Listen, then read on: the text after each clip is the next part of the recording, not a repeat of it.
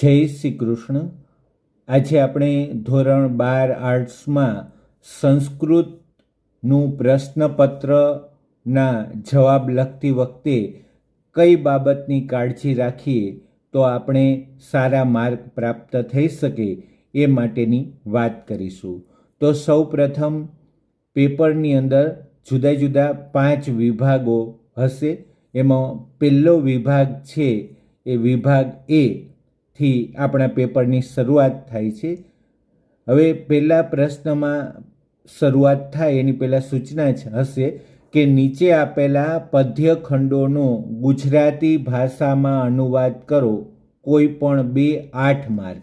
અહીં તમને 3 ગદ્યખંડ 3 શ્લોકો આપેલા હશે. શ્લોક નંબર પ્રશ્ન નંબર 1, 2 અને 3. હવે આ 3માંથી તમને જે આવડતા હોય સારી રીતે એ કોઈ પણ 3માંથી 2 શ્લોકનું ભાષાંતર આપવાનું છે 2 વિભાગના, અને 8 માર્ક છે. ત્યાર પછી પ્રશ્ન 4 શરૂ થાય છે. એની પહેલાં સૂચના હશે કે નીચે આપેલા સંસ્કૃત પ્રશ્નોના ઉત્તર સંસ્કૃત ભાષામાં લખો. પ્રશ્નનો ક્રમ છે 4 અથવા 4. તમને આવડતું હોય એ કોઈ પણ એક લખવાનો છે જેના 2 માર્ક છે.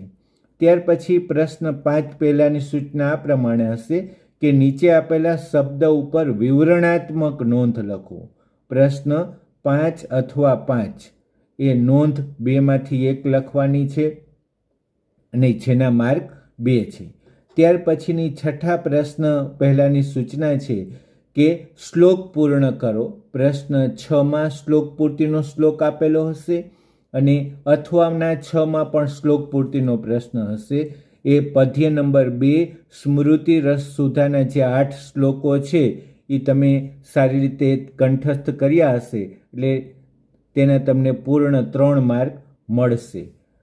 હવે શ્લોક પૂર્તિના છઠ્ઠા પ્રશ્ન પછીની સૂચના હશે કે નીચેના પ્રશ્નોના આપેલા વિકલ્પોમાંથી યોગ્ય વિકલ્પ શોધીને ઉત્તર આપો, જેના 5 માર્ક છે. પ્રશ્નનો ક્રમ છે 7, 8, 9, 10 અને 11. એવી રીતે 5 પ્રશ્ન હશે. હવે દરેક સંસ્કૃત પ્રશ્નને અંતે 4 વિકલ્પ હશે, A, B, C, D. તમને એ 4માંથી સાચો જવાબ હોય તે લખવાનો છે અને 11મા પ્રશ્ને એ 5 પ્રશ્ન પૂરા થાય છે જેના 5 માર્ક છે. ત્યાં આપણો વિભાગ એ પૂરો થાય છે. ત્યાર પછી વિભાગ બીમાં સૂચના હશે 12મા પ્રશ્ન પહેલાંની કે નીચે આપેલા ગદ્યખંડોનો ગુજરાતી ભાષામાં અનુવાદ કરો, કોઈ પણ 2-8 માર્ક. પ્રશ્નનો ક્રમ હશે 12, 13 અને 14. 3 આપેલા હશે.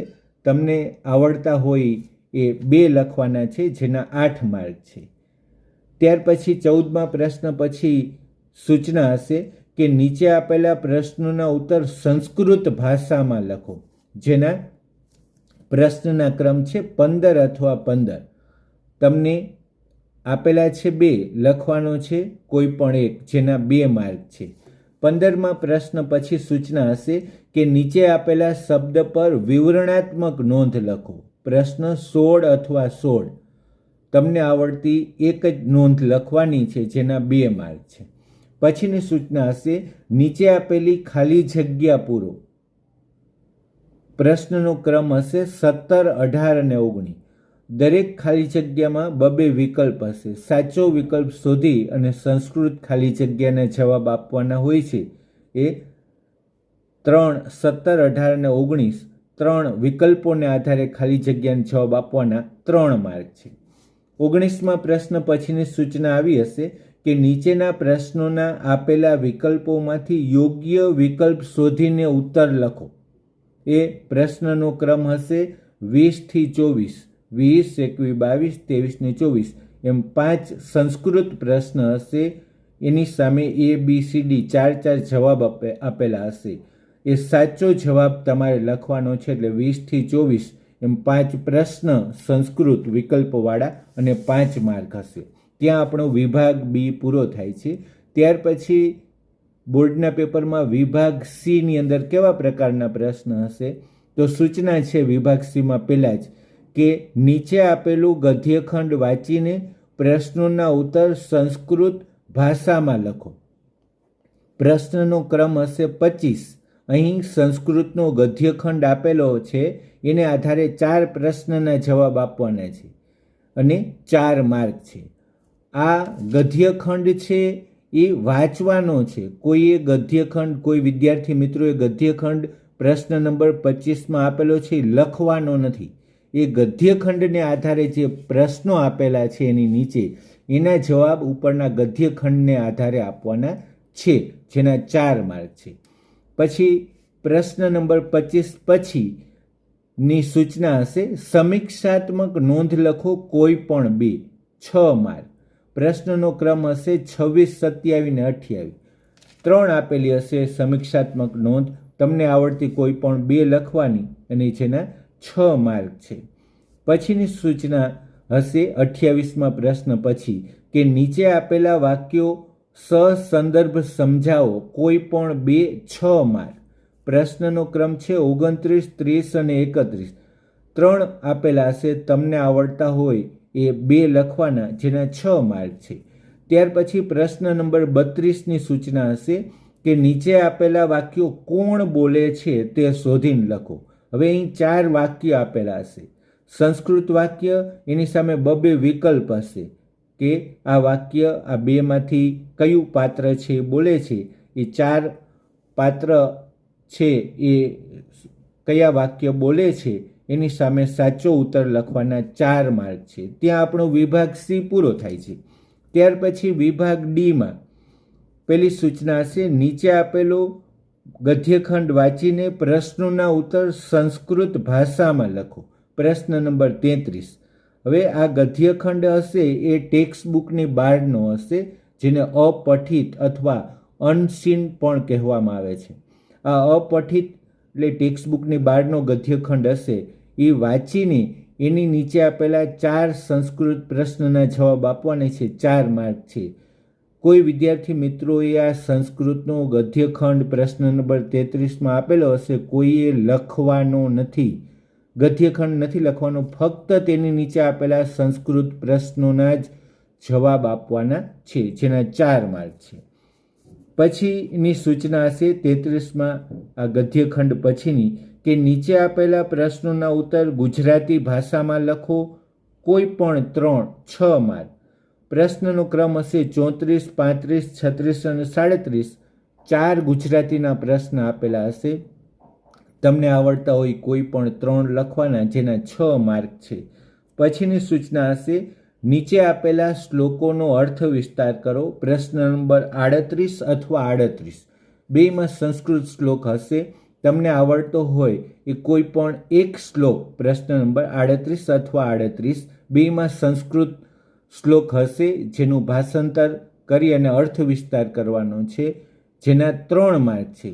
એ બોર્ડે નક્કી કરેલા પદ્ય પાઠ 8માંથી જ પૂછાશે, એટલે પદ્ય નંબર 8ના જે શ્લોકો છે એનું ભાષાંતર અને અર્થ વિસ્તાર સારી રીતે તૈયાર કરી લેજો, એટલે તમને એ પૂર્ણ 3 માર્ક મળી જશે. ત્યાર પછી 38માં પ્રશ્ન અર્થ વિસ્તાર પછીનો પ્રશ્ન છે કે નીચે આપેલી ખાલી જગ્યા પૂરો. પ્રશ્નનો ક્રમ છે 39, 40 અને 41. એ સંસ્કૃત ખાલી જગ્યામાં દરેક ખાલી જગ્યાને અંતે 2 વિકલ્પ હશે. એ 2માંથી સાચો વિકલ્પ શોધીને લખવાનો છે. 39, 40 ને 41 એ 3 અને 3 માર્ક છે. પછીની સૂચના 41માં પ્રશ્ન પછી નીચે આપેલા શ્લોકાંશોને જોડો, જે 4 માર્ક છે. પ્રશ્નનો ક્રમ છે 42, 43, 44, 45. અહીં સંસ્કૃત શ્લોકની અડધી પંક્તિ આપેલી હશે, અડધી પંક્તિ સામે 1, 2, 3, 4. પ્રશ્નનો ક્રમ છે 42, 43, 44, 45, પણ એ અ વિભાગમાં હશે. બ વિભાગની અંદર 1, 2, 3, 4 એવું છાપેલું હશે. હવે એની સામે અધૂરો વાક્ય આડાઅવળો શ્લોકની પંક્તિ હશે, તે આપણે વ્યવસ્થિત ગોઠવીને સાચી રીતે લખવાના 4 માર્ક છે. અહીં આપણો વિભાગ ડી પૂરો થાય છે.